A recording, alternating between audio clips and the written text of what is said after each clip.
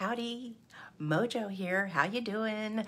I am here for Ask Mojo Anything. I do this every Wednesday here live on Facebook and sometimes live on YouTube as well, although not today.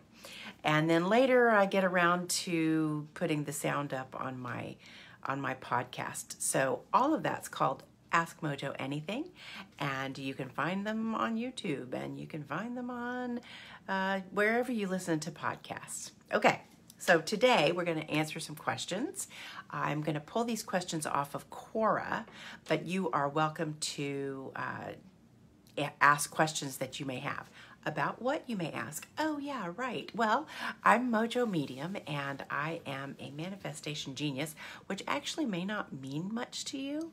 So I'm going to explain it just a little bit. I lead women of a certain age down their own path to a groovier life. That's the simple part of it. If you are wondering, is this all there is, or didn't I have a dream that didn't come true, that kind of thing, you want to check out mojomedium.com. All right.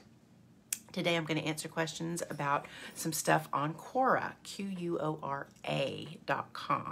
and you ought to go and check it out. It's a really cool question and answer forum. You can kind of ask anything. There's all kinds of experts. You might even be one. You can answer questions as well. And I've been on there for a couple or 3 or 4 years, and it's really cool. So I'm going to choose, and you'll have to excuse me because the way I've set up, I'm kind of having to look around the camera, but I really like this filter. I think it's kind of cool. What do you think? Do you like the filter? I like it. Okay. I'm gonna all right, we're gonna have to go back a little bit farther. Okay, here we go. I guess I'm gonna have to move this over. Yeah, there we go. Okay, that'll work. Now you can see me, I can see you, and I can read on the screen. How do psychics or clairvoyants know what is happening to someone they haven't met, foretell their future, and receive messages from someone who has passed on? Okay, well, I'm also a psychic medium, so I'm going to answer this question. This is what I put on Quora, and I may interject with some extra stuff. I'm a psychic medium, and I don't know. I believe it comes from source energy, what many people call God, what I think of as the divine collective, and I often refer to as simply spirit. I do believe the gift is divine, just as other gifts or talents are. The ability to sing, for example, or athletic ability, academic inclination, etc. What I do know is that I work with strangers over the phone and can communicate with their RIPs, that's what I call your late loved ones, and tell them all kinds of things about themselves, their relationships, and their lives. The dog is snuffling. It is generally best for them to ask me a question, and I typically will ask them for a loved one's name and relationship so that I can call them up in heaven on the celestial telephone. But I start every reading with an impression of their current energy, and it is pretty much always spot on. For example, your angels and guides give me a message like, "You're not ready to make the change yet, wait until July," or "When you start singing again, your self-esteem will improve," specific stuff like that. So I don't know where it comes from actually, but it is cool. So there you go. Now you have it. Let's see what else. What else have I been asked on Quora? Quora. Let's see here. Yeah, there are some things on here about politics, all kinds of things, and I also kind of an English expert and amateur linguist, so that's something you can ask me about too if you have a question. Let's see. Here's a pretty simple one. What really genuinely makes you smile? This is just a question for anybody, and I'll ask it of you as well. Answer in the comments. What really genuinely makes you smile? So here was my answer. Every time my husband comes home from being out of town for more than a day or two. I don't really feel like I miss him when he's gone, but the second I see his face, I cannot help but grin like a schoolgirl seeing her crush. I got that big smile the first time I met him too. True love between souls who have known each other before. So what makes you really genuinely smile? That's what makes me really genuinely smile. A lot of things do. A baby, seeing a baby, especially my grandchild, that makes me smile really big. Okay, let's see what else we've got. Keep coming across the, I tell you what, I keep seeing this same question as I'm scrolling through, so I'm going to go ahead and answer it because I keep skipping over it. What clairvoyant is the best to get advice from? It's kind of a hard question to ask the general public, like what clairvoyant is best. You know, it's like, do you want me to recommend one? But here's my answer. I am, of course. Or you could find someone else who is for real. How do you know? So this is the way I chose to answer the question of what clairvoyant is the best. I wanted to say like how you know that they're good. Usually, not always, the neon sign with a palm near the freeway or a psychic on someone's house may indicate that they're not for real. That's the neon red hand. If you hear of someone who tells the client they have a curse or dark energy on them and they have to pay the psychic to remove it, that is total BS. So stay away from that person.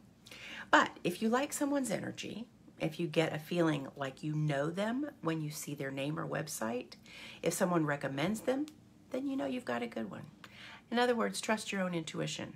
You know, don't worry about all that. You know, like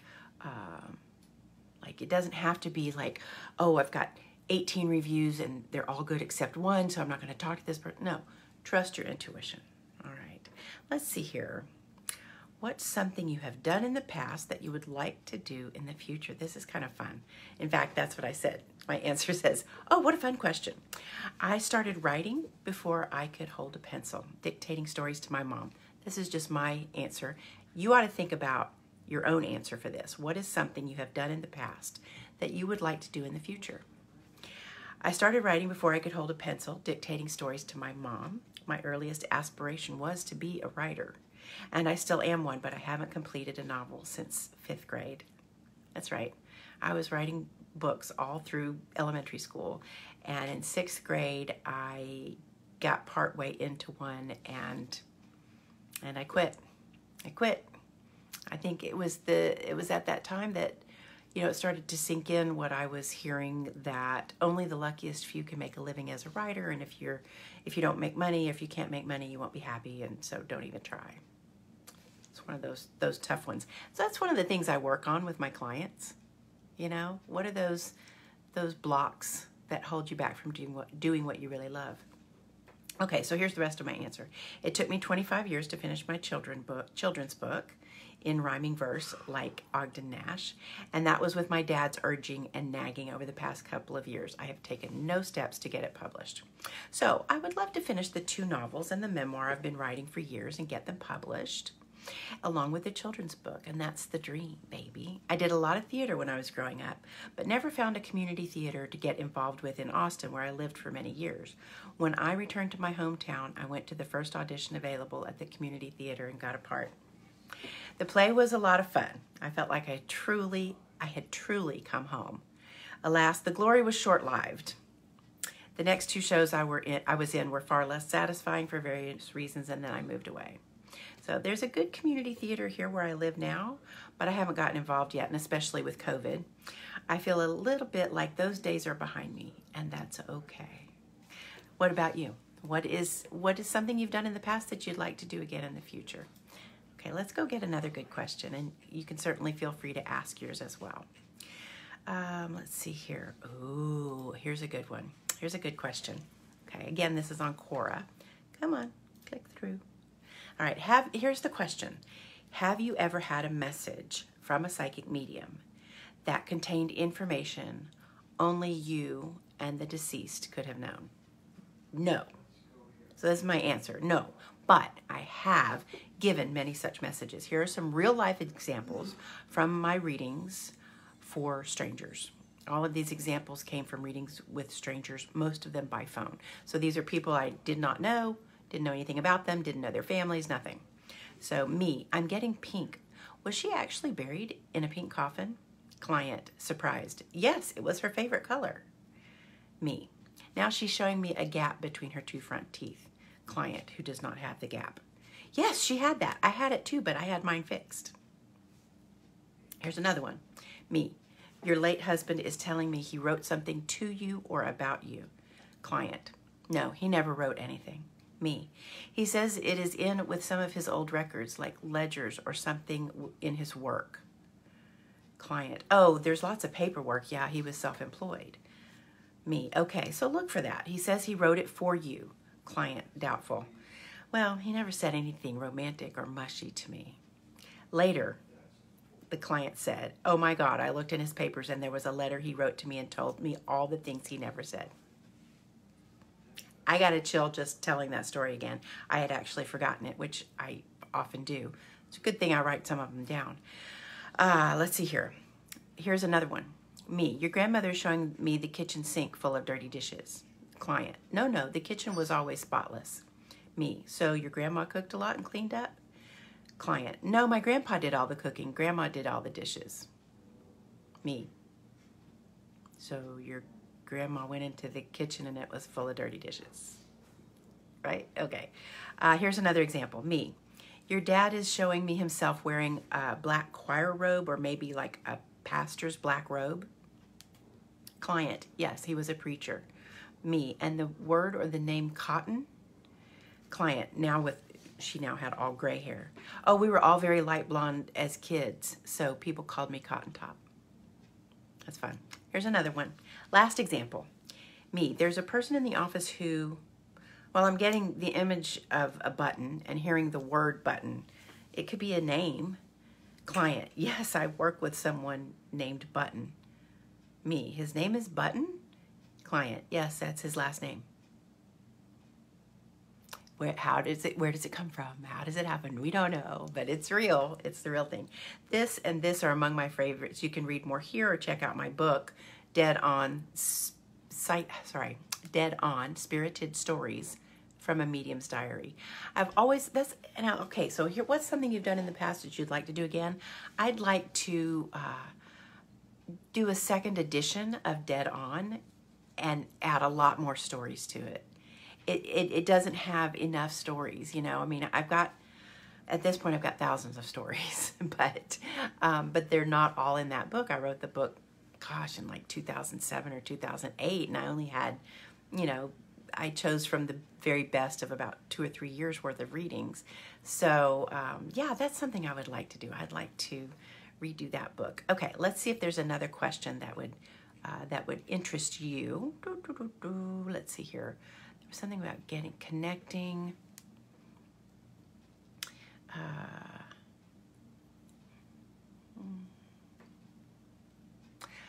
Okay, well, that's okay. Here's a different one. Here's a different one. It's not about psychic. It's about moms and daughters. What's the best lesson I can teach my daughter? And I'll ask you this too. If you are a mother of a daughter, I would love to hear your answer on what's the best lesson I can teach my daughter. Okay, so here was mine. I said, ooh, tough one. I feel like I've taught both of my daughters a lot of good things. One that stands out in my memory is my divorce. My first husband, my daughter's daddy, passed away when they were only 7 and 3 years old, and I remarried rather soon. My older daughter never really came to love the new man, but the younger one, being so little, was very fond of him. He tried to be a good dad to them and a good husband to me. Unfortunately, he was a practicing alcoholic. As an adult child of an alcoholic, even though my father got sober when I was 13, I tended to be attracted to such men back in the day, not anymore. When he began to show signs of getting seriously abusive, e.g. controlling, jealous, possessive, telling me how to dress, not to be friends with men, etc., I kicked him out. There was more to it than that, but that was a big part of it. My main thought was, I cannot allow my daughters to grow up believing his treatment of me is normal or good or the way a wife should be treated. I was only married to him for about 2 years and then he was gone. When my older daughter was in college, she started dating a young man who exhibited self-destructive tendencies at best. He loved to drink and get high. I don't know if he was an addict, and it's not up to me to decide whether he was or not. The things my daughter told me about their relationship seemed very familiar. So one evening she told me some story about their interactions, and I said, you know, it's funny. Sometimes your boyfriend reminds me a little bit of my ex-husband. And the way you're super smart and he's not, and you're ambitious and he's not, the self-destructive behavior on his part, I don't know, it just seems similar.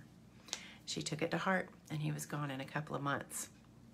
So, I don't necessarily take credit for, breaking them up. I wasn't trying to break them up. I just was hoping that I could help her see what I was seeing from the outside a little bit more objectively than she could. You know how it is when you're in a relationship. It's hard to see what's going on. And sometimes when a relationship ends, you find out that your friends and family were all like, oh gosh, I can't say anything. Oh, ugh, right? So what would you say? What's the most important thing that I can teach my daughter? What would you say about that? Let's see. All right, one more question from Cora, and then I'm gonna wrap it up. So here's one. How do you know if you genuinely see a future with someone? Sorry, hope I didn't make you nauseated by moving the camera. Well, that's a tough one. There are practical issues like whether the person respects you, treats you well, has similar values and plans for the future. And then there are more emotional and spiritual issues like whether the other person feels right to you. For example, when I met all three of my husbands, not at the same time, of course, I felt it. I knew when I met them that something was up. The first one, I knew I would marry him. It was just obvious to me. Hi, Susan. The second one I met while I was married to the first, so I didn't think I would marry him, but I just felt this jolt upon meeting him. I knew that there was something there, but I was married, so I didn't think, oh, this is my husband. But when my first husband died, I did wind up marrying him. So I divorced him and then dated a man for 7 years, and I wanted to marry him. I wanted to, but he didn't want to marry me. And I realized that I had not felt that jolt when I met him. And yeah, after 7 years. So anyway, we broke up. And then 7 years after that, I met my current husband. And yes, I knew as soon as I laid eyes on him. I knew as soon as I saw him in person. I saw in his eyes and I was like, this is it. This is the one. So in practical terms, you just make sure that you're not wanting someone who doesn't want you as much. I learned that from the 7-year man. He dumped me to marry the woman he had been cheating on me with. Yeah. So he didn't want me the way that I wanted him. He didn't want to marry me. He didn't love me the way that I needed to be loved. And yet I was just blithely like, oh, this is so lovely. Someday he'll marry me. Right. Okay. That also comes with age, right? So if everyone in your life doesn't like your partner or the person you're dating, that's a good sign too, that's not someone you even want a future with. Like I was saying about, people in my life I found out later were like, he's not good for her. But a lot of times your friends and family will say something, kind of like what I said to my daughter. So anyway, that's my answer to that question on Quora. What's your answer? How do you get to know if you genuinely see a future with someone? So what would you say? And the rest of my answer is, or you could ask a good psychic. So I'm going to wrap it up. Let me know what questions you have in the comments, and I will be happy to come back and answer them. Or you can tune in next Wednesday at 3 p.m. Central. There you go, 3 p.m. Central, and ask a question then. And I will be here for Ask MoJo Anything. If you are not on my mailing list, I suggest you head over to mojomedium.com. And when the thing pops up and says subscribe to my newsletters and get this free ebook, get the free ebook. It's a really good one. I just put it up. It is a manifestation tool, and it's very simple and it's very effective. So go over there to mojomedium.com and grab that. And then there's a newsletter coming out, I think tomorrow, with some pretty cool stuff in it. So you want to be on board for that. Thanks so much for tuning in. I'm MoJo Medium, and until next week, stay groovy. Okay, bye.